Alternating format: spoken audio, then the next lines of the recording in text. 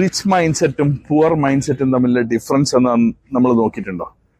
നമ്മളെ poor mind set എപ്പോഴും റിച്ചിനെ കാണുന്ന റിച്ച് ആയിട്ടുള്ള ആളായിട്ടാണ്. നമ്മളെപ്പോഴും പുവർ മൈൻഡ് സെറ്റിന്റെ വേവ് ലെങ്ത്തിലാണ് ഒരാളെ മെഷർ ചെയ്യുന്നത്. പക്ഷെ ഒരു റിച്ച് മൈൻഡ് സെറ്റുള്ള ആള് എപ്പോഴും റിച്ചസ്റ്റ് മൈൻഡ് സെറ്റ് ആയിട്ടാണ്, റിച്ചസ്റ്റ് ലൈഫായിട്ടാണ് അയാൾ കമ്പയർ ചെയ്യുന്നത്. അപ്പൊ നമ്മളൊരു പുവർ മൈൻഡ് സെറ്റിന്റെ പ്രശ്നങ്ങൾ ആയിരങ്ങളുടെ പ്രശ്നങ്ങളായിരിക്കും, ചിലപ്പോൾ മാക്സിമം ലക്ഷങ്ങളുടെ പ്രശ്നങ്ങളായിരിക്കും. ഒരു റിച്ച് മൈൻഡ് സെറ്റിന്റെ പ്രശ്നം എന്ന് പറഞ്ഞാൽ ക്രോർസിന്റെ പ്രശ്നങ്ങളായിരിക്കും. That means financial problems is everywhere. അത് റിച്ചിലായിക്കോട്ടെ പുവറിലായിക്കോട്ടെ. നമ്മൾ പുവർ ആണ് വിചാരിക്കുന്നത് ഇവനെ പോലെ ആവാൻ പറ്റുവാണെങ്കിൽ ഞാൻ ഭയങ്കര ഹാപ്പിയാണ്. അത് ഒരിക്കലും പോസിബിൾ അല്ല.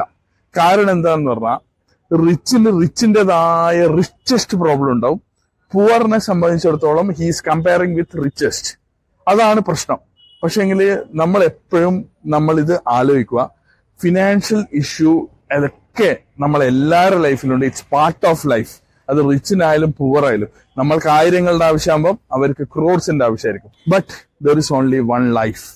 ഈ ലൈഫ് റിച്ചിനെ പോലെ ജീവിക്കണോ പുവറിനെ പോലെ ജീവിക്കണോ നമ്മൾ തീരുമാനിക്കണം. Poor and rich is completely depended on your mind set.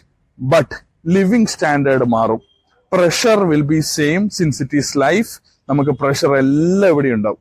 അത് ഏറ്റവും പൂറായിരിക്കോട്ടെ, ഏറ്റവും ഹൈ ക്ലാസ് ആയിക്കോട്ടെ, നമുക്ക് എല്ലാവർക്കും financial problems will be there depending upon there vision, forecast and life.